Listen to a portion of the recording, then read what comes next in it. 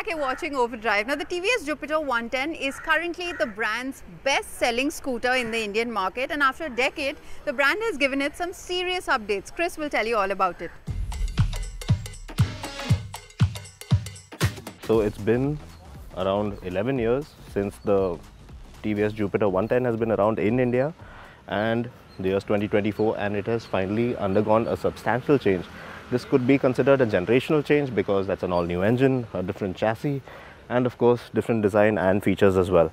Now we have been called out here to the TVS test track, the facility in Hosur, which is the plant, to ride the scooter a couple of days before the launch. Alright, so starting off with the design of the scooter. Now this is the top spec variant of the 110 Jupiter. So it comes with this very peculiar, nice color scheme as well, and very refreshing in terms of design. It has a more modern take on although it is a family oriented scooter, it's not that sporty, but it does have a nice futuristic look to it, primarily thanks to that long running DLL along the front apron of the scooter. Now the turn indicators have been integrated into the front apron as well, like before, but you don't have those bird's eye kind of looking turn indicators as the older scooter. Now you get 12-inch wheels at both ends, telescopic front suspension, single monoshock at the rear, LED lighting at both ends, really neat looking. And of course this top spec variant is identifiable visually by of course the DRLs, which are complete all around the scooter, and the disc brake. The disc brake is only available on the top spec variant, and which includes the connected tech. Now coming to the rear of the scooter, as you will see also, it has this long LED running along the back of the scooter with the turn indicators integrated here as well. I'll just switch that on for you to get a look at that. And this top spec variant also comes with a hazard light switch, which has been integrated quite neatly into the turn indicator buttons out here as well. So this is how the normal turn indicators work, but you long press this and it functions as a hazard light switch.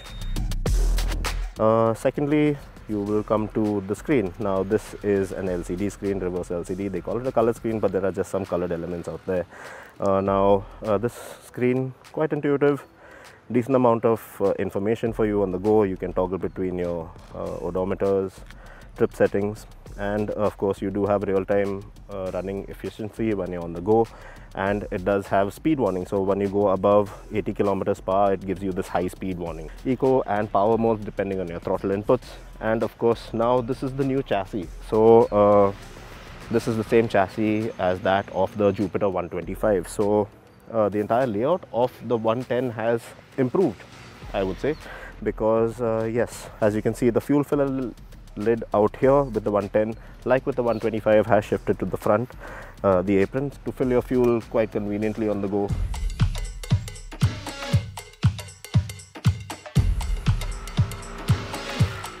Now this is the new 113cc single cylinder engine. There's quite a bit of tech thrown in there as well. So it has ISS, which is the intelligent start-stop system, which basically your scooter goes off if you stop at a signal, pull over for around 3 seconds, it will go off automatically, twist the throttle, and then it will ignite and start, and you can be on your way. Then there have been other integrated technologies with this particular motor, like you have this small boost kind of feature, which works more or less on the lines of the Yamaha Race ZR, where yes, now the max power of this motor is around 8 PS of max power and around 9.2 Nm of torque. But then there is a small indicator on the dashboard that tells you that you have some power from the battery to thrust you forward with a little more gusto, because your power is bumped up, your torque in fact is bumped up to around 9.8 Nm of torque with that assist from the electrical motor. From the battery, that draws power from the battery and gives you a little more shove on your initial phase of acceleration. So that is pretty neat as well. Now this one comes with Smart Connect technology, which includes Bluetooth, connectivity, call alerts, all that kind of thing. You also have turn-by-turn navigation prompts, and of course you do have the start-stop technology, which is constant through all of them. You do have some safety tech thrown in there as well, in terms of auto cancellation, turn indicators. You have the hazard light switch integrated into the turn indicator lamp as well. And of course, once you brake hard out on the road, you do get some the people behind do get some indication that you have done so, because your hazard lights come on automatically and they switch off as soon as you release the brakes. So that is a real nice safety tech, and you do get combined braking system as well. So really good in terms of features. As you can see, the riding posture of the Jupiter 110, well, this refresh version, is fairly simple and nice and convenient. Everything within reach, no fuss, not really sporty, and of course the main point of this scooter has to be the convenience factor. So you have a nice glove box out here in front, you have a USB charging port conveniently located, as well as your fuel filler lid right here with your tank located under the footboard. So everything, you don't really need to get off the scooter to fill your fuel and anything like that. Previously it was at the rear. Well, now shifted to the front, which is more or less on the lines of the 125, the Jupiter 125. The seating, well, now with the same seat length as the Jupiter 125, which is around 756 mm in length. As you can see, quite comfortable, and a lot of space for a pillion at the rear as well. And of course, you do have a good 33 liters of underseat storage space where you can fit 2 half-face helmets. So that's a really neat thing. So in terms of power and agility, well, the scooter primarily is not supposed to be the sportier kind, because you have like stuff like the N-Torque for that. But then again, this chassis has changed the dynamics of the scooter for the better, because yes, it does feel very light, very nimble. And in terms of acceleration, well, the new motor, the 113cc motor, and it is assisted by the battery as well.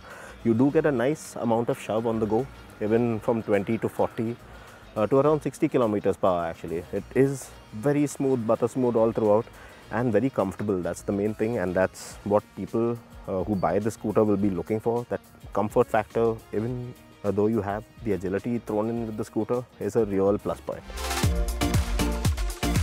This latest avatar of the TVS Jupiter 110 has been priced from Rs 73,700, that's ex-showroom, for the base drum brake model, to Rs 87,250 for the top spec disc brake variant with the connected tech.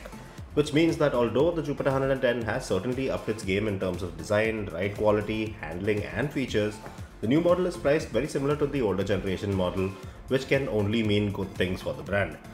A new and improved model with new features, same old price tag, has a kick to it, right? Well, on that note, it's time to wrap up this week's edition of Overdrive. But remember, you can stay in touch with the team through our various social media platforms, and you can write to us on YouTube as well. We'll see you next week. Until then, goodbye. Many thanks for watching.